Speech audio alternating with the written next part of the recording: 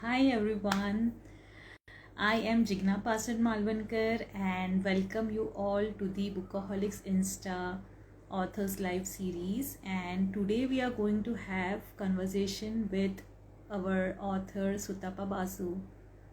So let me just check if she has joined.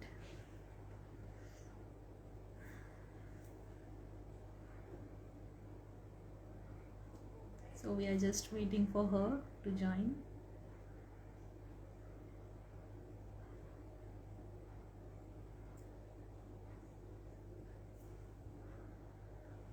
Hi guys, hi everyone. Thanks for joining.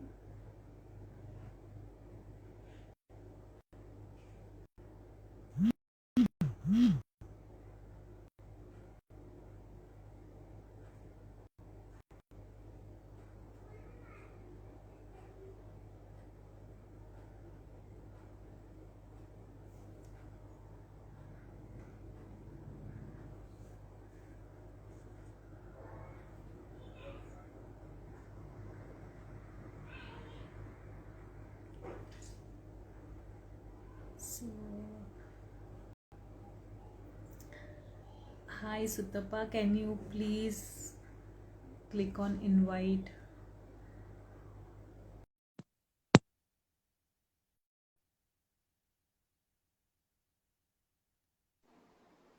Hi.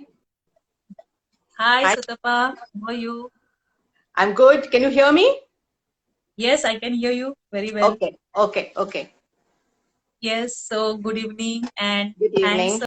a lot for joining in here today with us at Bookaholics for the Insta Live series. And it's actually honor to have you and to know about your newly released book, The Cursed Inheritance. So uh, thanks everyone for joining, and I'll just quickly give a brief overview about our author who have joined today. And Bookaholics is really very eager to discuss and talk with her regarding her new book. And there are a lot of questions. So, and congratulations, Satapa, for your new book. Thank you. Thank you so much. Thank you. Yes, and okay, so Suttapa Basu is a best-selling author for the 7 fiction titles which she has written, starting with Padmavati, The Queen Tells Her Own Story, The Legend of Genghis Khan, The Curse of Nader Shah, even the psychological thriller Dangle. I think that was her debut novel and which was also nominated for the Anupam Kher's award for debut novel in 2017. In 2016, she was the first prize winner for the Times of India's Write India campaign for Amish Tripathi. She is an author, poet, publishing professional. Her short stories have appeared in lot of many anthologies like Crossed and Knotted and When They Spoke. Her poems are also published in Kafiana and Dawn Beyond Waste.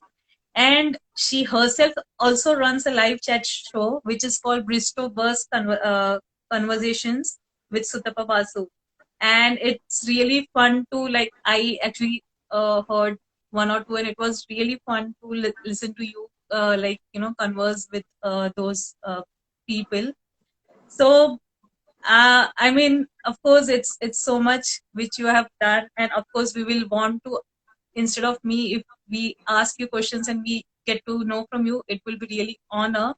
And to start with you, and to start giving a little glimpse of the book as well. So this is the book which we are going to talk today, The Cursed Inheritance, and to the viewers. This book is about a journey of an young, intelligent, digital savvy woman, and who actually, who is idealist and even who not fights, but yeah, of course, she's like against the older, corrupt, and immoral mindset. So let's start with you, Satapa. Thanks a lot for joining here again. Thank you so much. Thank you, Bookaholics, and thank you everyone who's joined us. A very good evening to all of you, and welcome to this chat. I hope you will find it interesting. Yes, thank you. So let's get started. So, like, I will want to know a lot of things about you, but we really want to know, like, how did the idea about writing this book, this genre, like, it's so mixed one, because when I even started reading, and when it was like Cursed Inheritance, and I myself thought that, oh, I am not a fan of, like, I read thriller, but it's kind of not paranormal, but it's mixed, right? Your genre. So I was like scared. Okay, I should read, but it was so interesting, and I want to know, like, how did this idea came up? Yeah. Thank you. I am delighted that you found it so interesting that you didn't put it down and you continued to read. Well, yeah. So the main protagonist of The Cursed Inheritance is actually the Heritage Mansion. And the idea came to me when I used to walk down the lanes of North Calcutta, and they are dotted with these mansions, these zamindari mansions and havelis. So when I used to look at them, I used to wonder, who are the people who would have lived in them for years ago, maybe centuries ago? And what kind of secrets maybe these mansions must be holding? Maybe there's some, treasures inside them as well. So all these ideas would keep coming in my head. And I would wonder that if these walls could speak, what tales and what stories they would have told me. So, this whole, yeah, so in my imagination, this heritage mansion kept on building, for years and years. And I always wanted to write a story which was, revolving around this heritage mansion, my imaginary, this fantasy mansion that was there in my mind. But, I didn't want to write the story in the past. I wanted to write it in contemporary times. So I thought the best way to write the story is to make it into a cozy mystery, where the past and the present could merge, and I could bring in all the elements, of thrills, mystery, paranormal, everything, and in the old world charm. So bring in an old world charm, and that is the reason that I decided that let me write in this cozy mystery genre about this mansion, my fantasy mansion, and that's why The Cursed Inheritance came to life. But I agree with you. I actually, the flow, the way you have written, I mean, it's not too much in the past, and the way you have explained the mansion, and it's so crisp. I mean, I really love, like, the starting of first two chapters.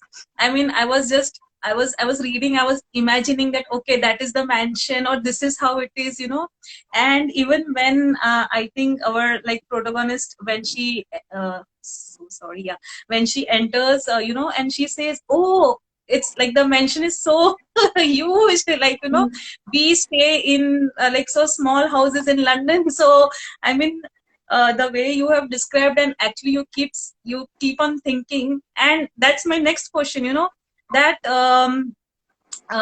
please tell us more about the protagonist, like, you have mentioned, I mean, the way you have mentioned her, she actually shows the power of youth. And how did her character build up, and what did you think about her? So, I have always believed in the idealism of the youth. And as we grow older, we start becoming very cynical, and we start losing our convictions, and we carry a lot of negative baggage. Young people, they retain their values, their beliefs, and they have a positive approach towards all problems. I have always rooted for that youthful outlook that says, all will be good if you are good. So I don't agree with this bitter pessimism that age brings in. Young people, they have the courage to go out, and they have the courage to change the world. Older people, they just want the world to run the way it is. So there is this constant universal conflict between the ethical younger generation and the older, sometimes immoral generation. And I wanted The Cursed Inheritance to reflect that conflict between the young and the old, and to show how faith will always win over misanthropy. So that is, the basic premise on which the whole story, the whole idea is based. Now the protagonist. So the protagonist, Anahita Sarkar, has been born and brought up in London, and she inherits a mansion in Kolkata. Now she comes to Kolkata thinking that she will sell the mansion.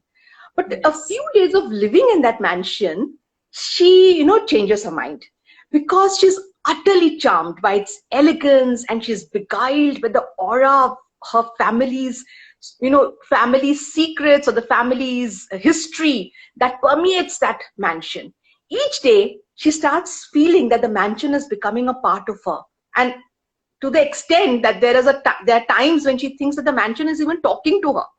So for her it becomes a living entity. So how could she sell it, right? Now, but as the days go on, she discovers that the mansion holds deep secrets, and she is visited by a mysterious person who seems to know a little too much about her. She encounters a friendly foe who leaves cryptic riddles which are clues to a bewitching curse. The enigmas, they pursue her, they threaten her values and her family's reputation. Anahita Right. wants to overcome all the obstacles, and she wants to dig out the truth. Not because it's going to gain anything for her personally, but because she feels, with her principles with which she has grown up, that the truth must be revealed. She must know what is it that is Right. behind this curse. So is she able to succeed in her mission? Is she able to turn the curse of her inheritance into a blessing? That is what the cursed inheritance is all about. Yes, and that was my actually another question, like, why this name of the book, and I know that, is it a curse or is it a blessing? Actually, you keep on, like, in the entire book, you just think that, what is it, like, why it is mentioned cursed inheritance, Right. it's blessing, when you have so big mention, and you think, right?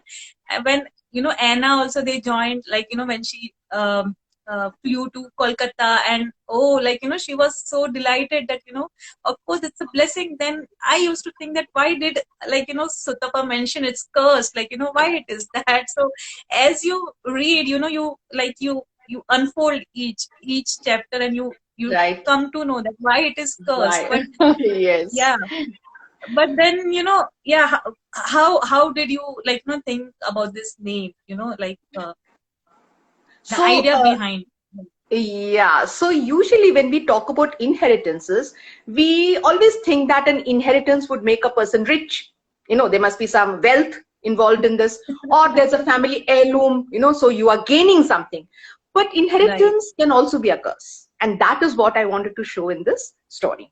So Anahita, when she comes from London and she comes to Kolkata, she goes into the mansion, she is completely impressed by its grand beauty. But once she starts staying there and the secrets and the mysteries unfold, she realizes that there is a curse that is there in the mansion. And she wants to first discover what that curse is, and she discovers it in time, what the curse is. Yes. And then she feels that no, I cannot let that curse tamper with my family's reputation, because she has got her father who she is to respect and love very much. She says, I cannot make that family name be defiled by this curse. So she tries her best. With her efforts, she is able to finally turn the curse into a blessing. And at the end, I don't want to I don't want to give a spoiler how she made it into a blessing. Yes. Yes, yes, yeah, definitely. No, I know, and definitely I am not going to give that out. And of course, I would actually tell authors, sorry, the readers, the viewers, to go ahead and read that. It's Read it. it's it's Yeah. very interesting. I just could not put that down. I mean, I am working, and in between my meetings, I used to pick up my Kindle and I used to read, and I was like, okay, what happens next? I mean, that used to just like pop in my mind, and I could not actually, I mean, 2 3 days I used to just so coming to our next, like, you, as you mentioned that, uh, Anahita, like Anna, she is from, she's born and brought up in London, her Right. brother. But Hmm. when she comes here, there are few things, as you have mentioned, that, but dad and I had a special bond. Somehow our Indian roots fascinated me more than it did to Robin. Even as a toddler, my favorite bedtime stories were about dads, reminiscence of Sarkar Bari and Kolkata. So, you have mentioned the nationalism, the culture, the roots, even if you stay outside, you have that the feeling, and somehow it actually we can see in Anna's character. She has never been to India, but she remembers the story which her dad used to tell about the puja and all those things. You have so nicely mentioned. So yeah, like, what was your idea, like, what was it like? So see, what is happening nowadays? It's, of course, it's a very, it's a kind of a kind of a thing that has happened because we are living in a multicultural world, and we connect very easily across the entire globe, globally. So what is happening is our young generation are so absorbed in maybe Western ideas and global ideas, I would use, that they sometimes ignore what is around them, and often they don't even know about their own heritage, their customs, their lifestyles. And I believe that any community has to first reach down to its roots.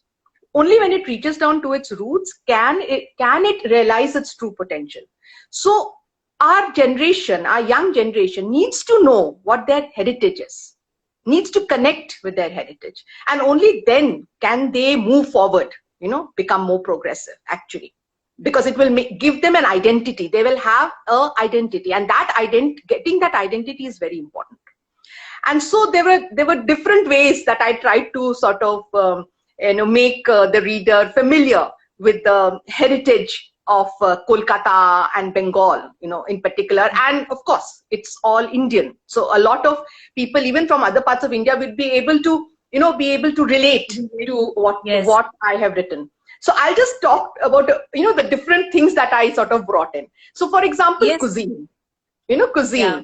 Now, when I had first come to Kolkata and I tasted the mamlet, I was as intrigued by its taste and the name as, Anahita is. And this is a very special egg decoction, just like making sunny side fried eggs in a wok. I mean, imagine making it in a wok. Now, these dishes have been cooked in Bengali homes for years. But, right. I mean, how many people really know about it? Not only that, cooking on an open coal stove. Basically, I mean, even people, I think from UP, from Lucknow, the older generation will tell you that food tastes so good when it is cooked on the open coal stove. Yes. Yeah. But in Kolkata, they have a special thing called Tola Unun. So they create a stove with mud inside an iron pail, which has a handle, so it can be taken from place to place. And it is a coal stove, actually. So I have described that Tola Unun. So it's not just the cuisine, but also how food can be cooked. Traditional ways of cooking food. So I felt it would inspire the readers to find out in their part of the world, what is the traditional cuisine and how is it cooked? So that was like, it's like a trigger. Another thing is a way of life. So I have tried to give my readers a taste of Kolkata's way of life, as well as a peep into the attitudes of its people in the cursed inheritance. Blindness towards the abject poverty which is there on Kolkata streets is ingrained into the residents of Kolkata, which is appalling to an outsider. But I believe that it is in some way a survival tactic, because they really can't do anything about it, so maybe they just ignore it. At the same time, the remarkably high levels of literacy in the city are best profiled by the way daily newspapers are pasted on the street signboards, and anybody who passes it is welcome to read it. And people do, from all walks of life. If you ever walk down Kolkata streets, you will find crowds around these huge cemented signboards, and the paper is pasted. Every page is pasted on it, both the regional as well as the English. So that is the literacy level that is there in Kolkata. Another thing is the dress. Yes, sorry to interrupt, but I remember that line, when and she was Anahita, she was walking and she says that, oh, the newspapers, I remember Dad used to mention, this is what I think Dad mentioned, that the literate, Yes, that they were so literate in literate, India. the people Yes, of Kolkata. Yes, yes, yes. yes, Another thing is dress. So in the cursed inheritance, I've tried to show the contrast between the dress that the natives of Kolkata wear and what Anahita is wearing, because she's an outsider. So try to visually make it visually appealing. Also, I've described the widows. There are two widows whom I have described, in the in yes, the story, and how they wear a white dress and it's very drab and they have a gaunt appearance. So I felt that that would make people who didn't know anything about the history of widows in Kolkata find out more about them. So because that is also a part of our history. Another very right. important thing is the means of transport. So Kolkata is well known for its hand-pulled rickshaws, That is, I Thank you, think, Rick. Yes, yeah, that is, I think, one of the few cities in the world which actually has a hand-pulled rickshaw. And it is mentioned numerous times in the Cursed Inheritance. Now, the protagonist, she empathizes with the emaciated, pullers and their livelihoods. And I would believe that the reader would be curious to know that, it's a cultural icon. The rickshaws are pulled by humans, but it is also a humanitarian issue. So right. I believe that they would be curious to know that why is such a custom still existing when it is such a controversial issue. Yes, And another thing is most visitors to the City of Joy are mesmerized with the assortment of vehicles that is on their streets, from careening buses to three-wheelers to hand-pull carts. The cacophony is deafening, while the sheer crowds that throng the pavements is intimidating, to say the least. They say yes, sometimes during the shopping times, if you stand on the pavement, you will reach, wherever you want to go, because the crowd will push you. It's like that, So that is the kind of crowds that you have on Kolkata's streets. And this is a yes, picture of typical Kolkata streets against the backdrop of the grand Howrah Bridge. And that, with all its color and all its noise, is something that I have tried to describe in the Cursed Inheritance. Some yes, traditions. and You mentioned one yes, of them, that is, the celebration of the Durga Puja. Now, celebration of yes, Durga Puja in the Zamindari mansions was out of the world. And Kolkata is renowned for those Durga for Pujas. So I have tried to describe it in all its pomp and splendor that used to take place, in Zamindari mansions.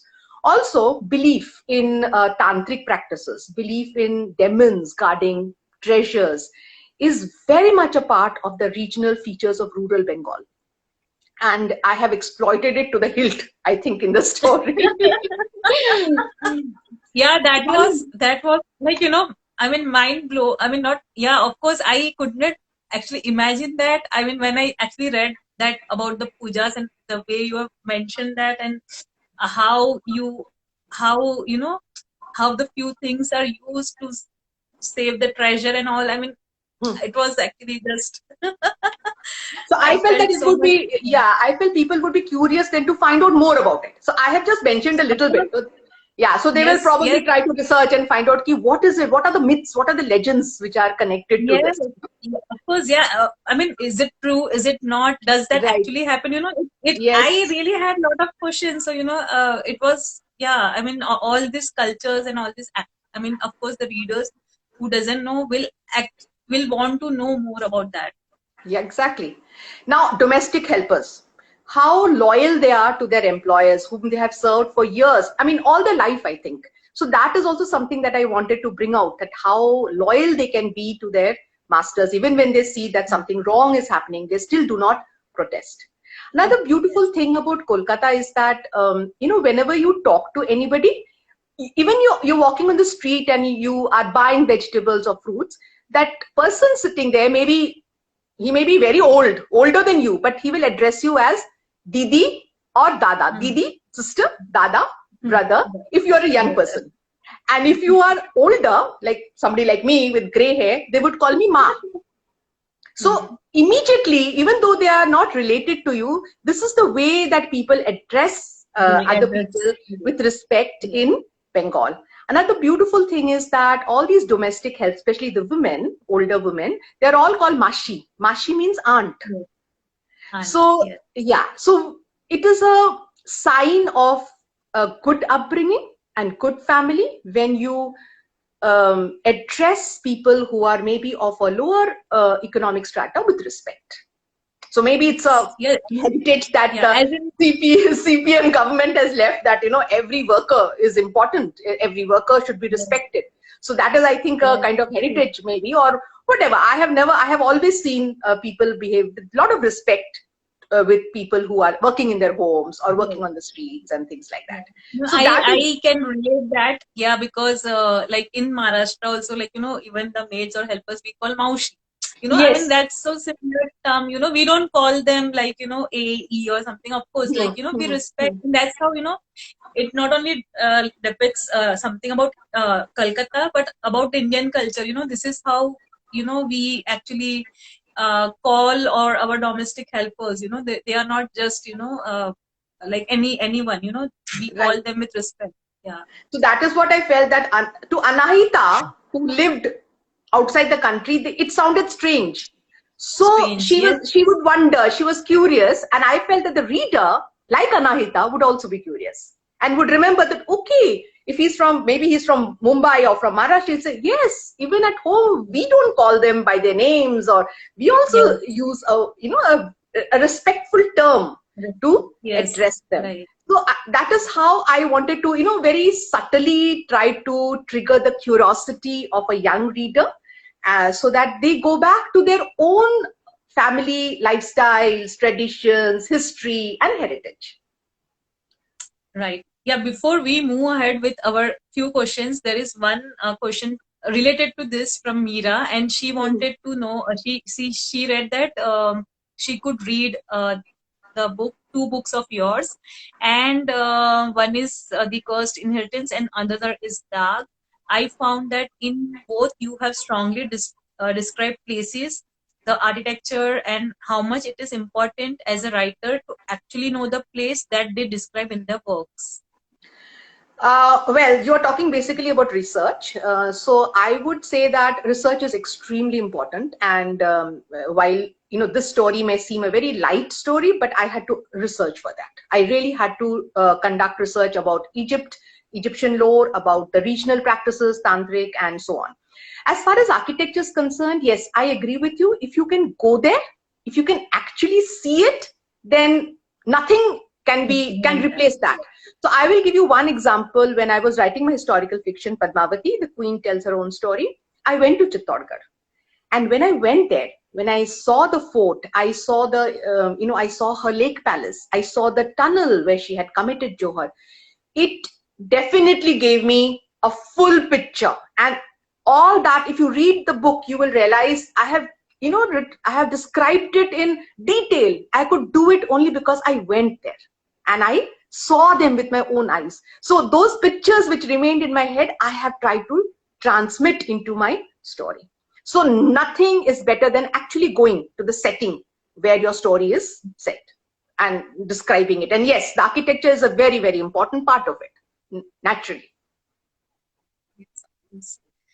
Yeah, so coming to our next, like, which is in this book, what is the hardest time you had in writing any scene or any chapter or any character building? What was the hardest time you felt? So actually, I think the most difficult part of it, or something that required a lot of my focus, was to create the treasure hunt. You know, how each stage will flow into the next stage. There should be no gaps. I had to research about Egyptian folklore, as I said. I had to create riddles which made the right sense and actually also served as clues. In fact, I had to create images in my mind, like I was just saying, that I had to create a full image in my mind of the mansion, the rooms, the courtyard, and put myself in Anahita's mind and think how she would decipher the clues. Basically, it was pretty challenging, in fact, to retain the logic of the treasure hunt, as well as merge the other elements of the story into that, into the entire pattern. I agree. I agree that, like, the readers and how she, like, when Anita she found out, and she was, I actually, I was like, wow, like it's so up to the mark. Like you have explained it so beautifully. And now when you say, oh, I can now think that yeah, it was the hardest, because the way you have explained, the way she is thinking, the way she finds the clues is like, amazing. And yeah, of course, it's the hardest part, I can say. Can you hear me? Yes, I can. I can. Please go Okay, on. I thought I lost you. Yeah. So, how long did you take to write this book? Well, the story has been revolving and evolving in my mind for such a long time that I really did not take so much time. So when I began to research and I began to write, it did not take me very long to put the entire story down. I think I completed my manuscript in say 1.5 months. Wow. Oh my God. Yeah. That's that's such a, I mean, yeah, of course, yeah. I mean, that's commendable. And what is the best scene in this book you liked a lot? Like maybe no spoiler alerts, but of course. I think my favorite scene is when Anaita meets the young visitor. You know, there is a magic about that meeting when an unconscious bond, which both of them are unconscious about, forms between them. So I think that is my most favorite scene. Yeah, I agree. Yeah. And what did you do to get inside your, like, character's head? Like, did you So had to struggle, or was it so easy? I have to think like my character, obviously, and but which is not very difficult. The reason is, the fact is that when I begin a book, its plot, its characters, its themes take over my life. So I am all the time thinking about the book, the story, the tale. And you might think I'm exaggerating, but that's the truth. Whether I'm sleeping or I'm eating or I'm working, they're all the time, churning in my mind. In fact, the character or the characters, they constantly talk to me. So thinking like them, deciding how they will act or speak occurs very naturally. In fact, I would say that the characters live inside my mind rather than I live inside their mind.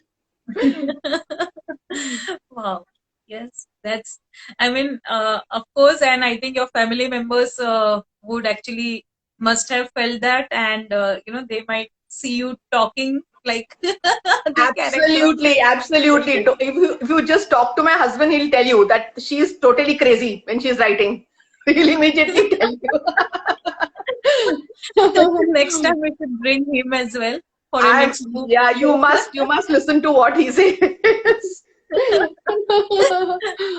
Yeah, like of course, I mean, you might tell about your journey, your book, but we need to hear the family story, like from there, like, and how that they actually help you, right? Like in Right. Absolutely, writing absolutely. this They do. book. They do.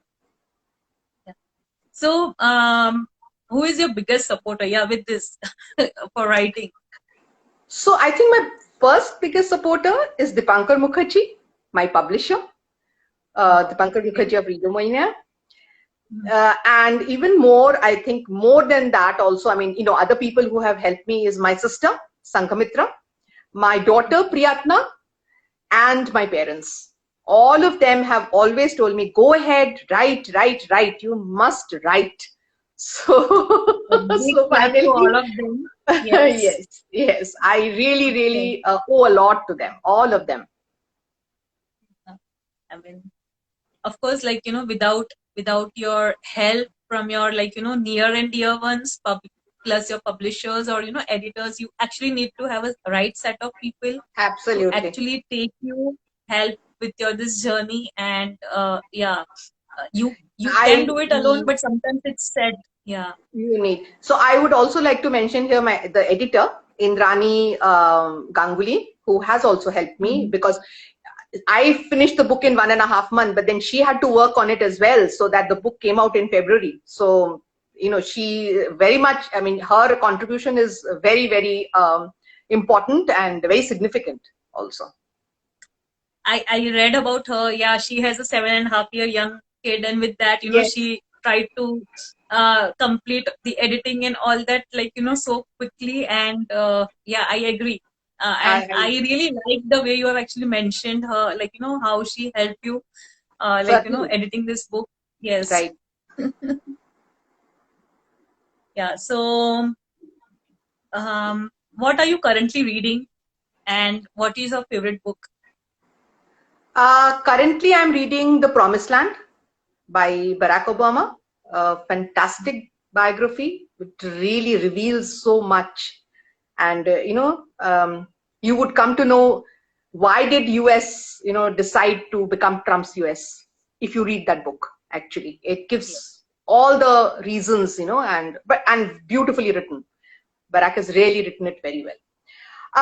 My favorite books. There are so many. I mean, how many can I say? I, I knew that, but I thought, let me ask, definitely, actually, a lot of people in our group also, they are willing to know, that what authors read or what are their favorite.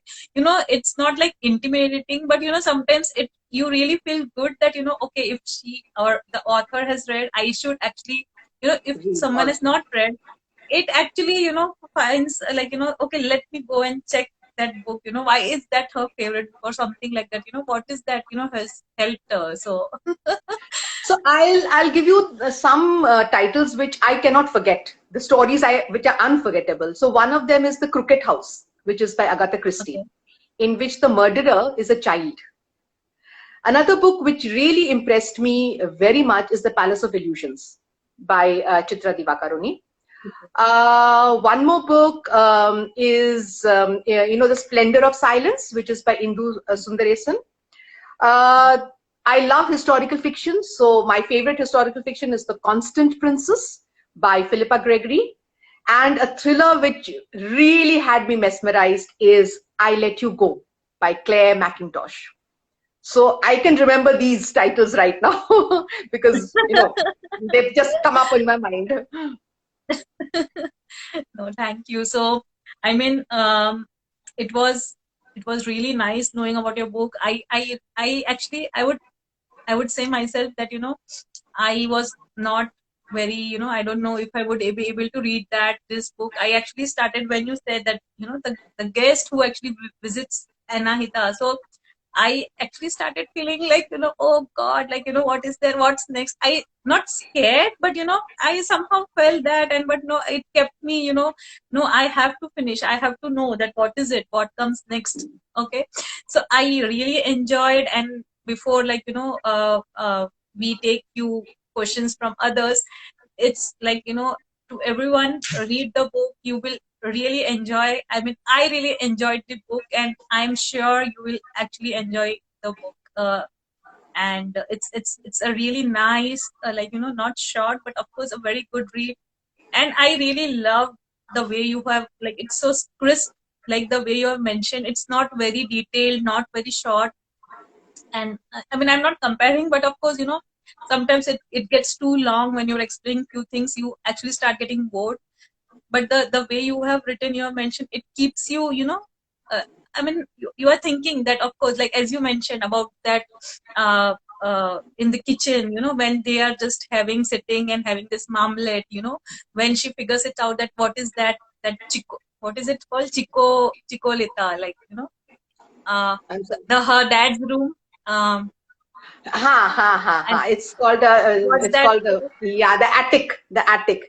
Attic, yeah. So Yeah, yeah. you mentioned the typical word. So, yeah, you keep on think, oh, okay, it's like this, Chilikota. It's called the Chilikota. Chilikota, Chilikota. yes. So, it was so fun knowing this new, like, the way how it is, like, how it would be, how the mention is. So, I mean, I really loved it, and thanks a lot. So I'll just take few questions. So one is from Meera again, that you have written educational books as well as fictional work. So how did this transition happen? Uh, I love writing, Meera, first and foremost. So writing anything is fun for me. So whether I'm writing fiction, I enjoy that. I also write. I have also written a lot of educational books in English language, which are being used in schools right now. They've been prescribed in schools right now.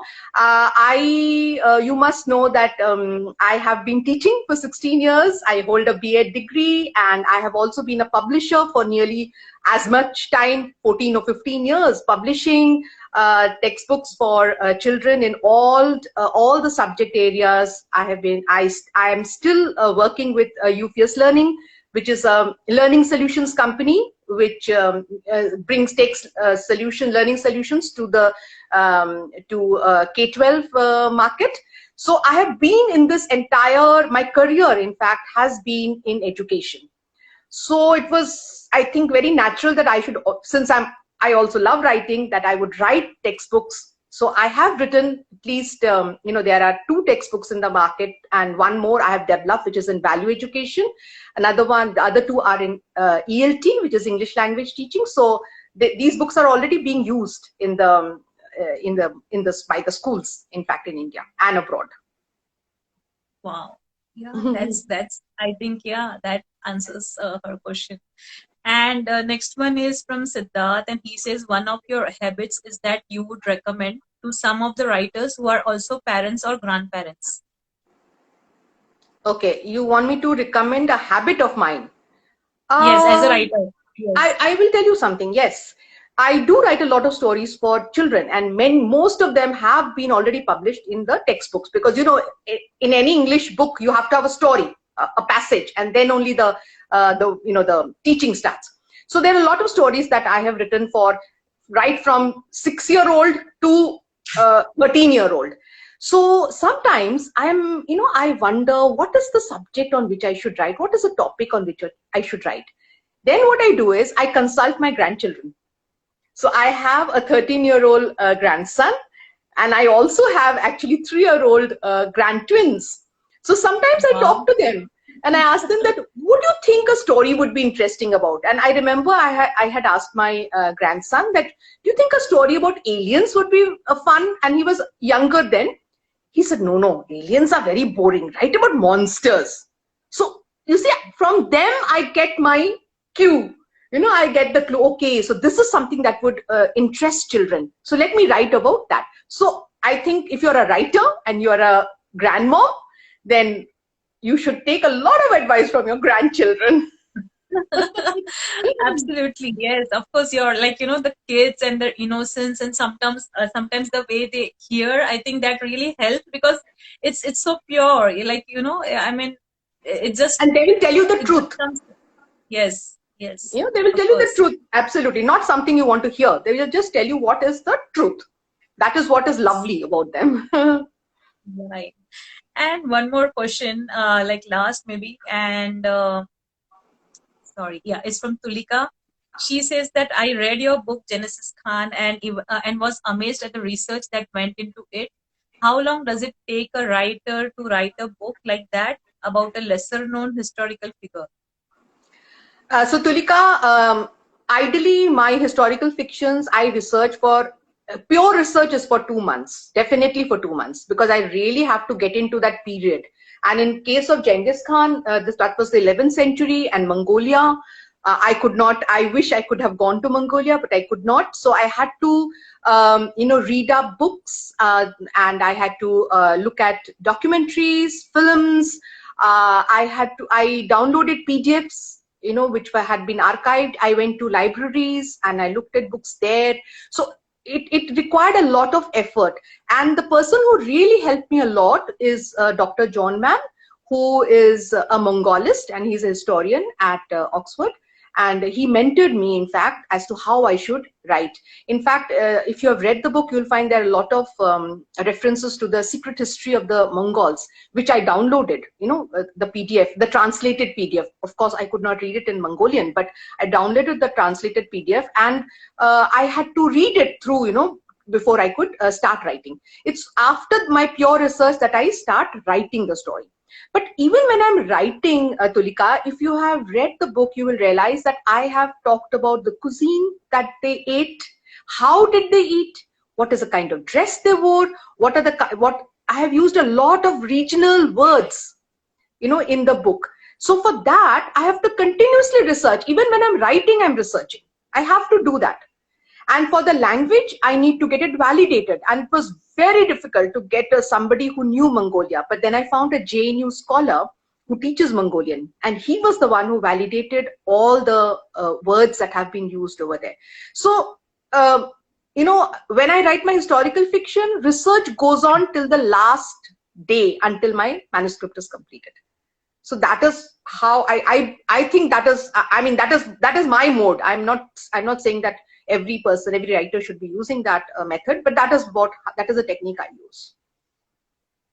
Yes. I mean, of course, it takes to, like, you know, someone says that, you know, writing a book is not easy. It's not. It takes a lot of research and yeah, as you said, you know, you have to sometimes visit that place. You have to read a lot of, like, you know, different stories, documentaries, and yeah, it takes a lot of time. So how do you keep the timeline? You know, I mean, that is something which I wanted to know when you were talking. Do you have some timeline that, you know, you have to complete your research in like this many days? So No, timeline? No, I don't do that, because you can't do that. You know, it depends upon the kind of research that you are conducting. You cannot keep a timeline to that. But yes, somehow I have a timeline. I have some kind of a timeline for when I will complete my manuscript. So usually my manuscripts, I have completed all my 3 historical fictions, say within 8 months or so, 7 to 8 months. Out of that, some of it is pure research, some part of it, and then when I feel that okay, now I can start writing, then I start making the, you know, the scaffolding and then the chapters and all. So then that is how I start. So yeah. You can't really set a timeline to that. And as I said, I continue to research. It's not that my research ends, you know, and then I start writing. It's not like that. Okay. So I know, I mean, there are a few questions coming, and let's take one more. I mean, how do you decide what you will write about? It's from Aditi. So I told you how I decided about the cursed inheritance, the mansion, which is there in my mind all the time. I had to bring it out, you know, otherwise it would not leave me alone. As far as my historical fiction is concerned, you know, the Legend of Genghis Khan and the Curse of Nadir Shah, they are a part of a series, an invader series, basically. So I picked up people who had invaded India and are lesser known. I mean, less is known about them, basically. So I felt that if I picked up these people, these icons, I would, you know, the reader would be interested, because people like Alexander and all, everybody knows about it. I mean, there's so much that has already been written. And you will not believe that when I did the research on Genghis Khan, I was amazed at what came out, you know, what emerged, and how beautifully, I mean, I could create that, you know, the individual. I mean, if anybody thinks that his life that I have shown over in the book is a myth, it's not. It's picked up from all the research that I have conducted. And a man like that actually existed, who, you know, conquered, I think, 2/3. His empire was 2/3 of the land area of the world, much bigger than Alexander's empire or anything like that. So I discover a lot of things when I research, you know, about these people. So these 2 books are, of course, a series, which is the Invader series. And when you look at Padmavati, the Queen Tells Her Own Story, it is also a part of a series, which is the Queen series. So both these books are actually a kind of series that I'm writing. So I hope to write the 3rd part of the Invader series, and I hope to write the other 2 parts of the Queen series as well. Yeah. Wow. So basically, I would say that when I pick up a historical fiction, or I pick up a historical icon or an event, what I see is, number one, can I make it come alive for the reader? And when I make it come alive, whether it's a person or an event, when I make it come alive, is the reader taking something away from it? I want those people, I try to make those people inspiring, because any one of them, if you look at Nadir Shah also, Nadir Shah was born as a poor shepherd's son who did not even get 1 meal a day to eat, and he became the Shah of Persia. How? So I think their lives are very inspiring, because they were human beings, just like you and me, ordinary people. How is it that they were able to rise above the adversities, the circumstances in which they were born. When you read about them, then I feel that when you look at your own lives, you will feel this is nothing. If they could do such a, such a job of it, why can't I? Yes. So that is actually my mission, or I would say my purpose when I write a historical fiction. I want to make it inspiring. I want to make history come alive for the reader, and I want it to inspire the reader. Absolutely. So before we end, what are your new future, projects? What are you working? Do you is any genre which you are already working on, and if when is it expected? So I'll just tell you one thing that of course I'm working. I'm all the time writing, so there is always a book that is work in progress. But I have a small quirk. I usually don't talk about my work in progress until it gets published. But what I wanted to tell you is, you spoke about genres. So I have already written historical fiction. I have written thrillers. I have written this cozy mystery. I've written short stories. I want to write in as many genres as possible. And this is something that many people might find a little controversial, because a lot of writers feel that if they're writing in a particular genre and they're good at that, they should stick to that. But somehow I don't think I would like to do that, because I feel that when I write in any other genre, it is a challenge to me, because every genre has its own features, right? And it makes me a better writer, because you see, my potential as a writer does not depend upon a genre.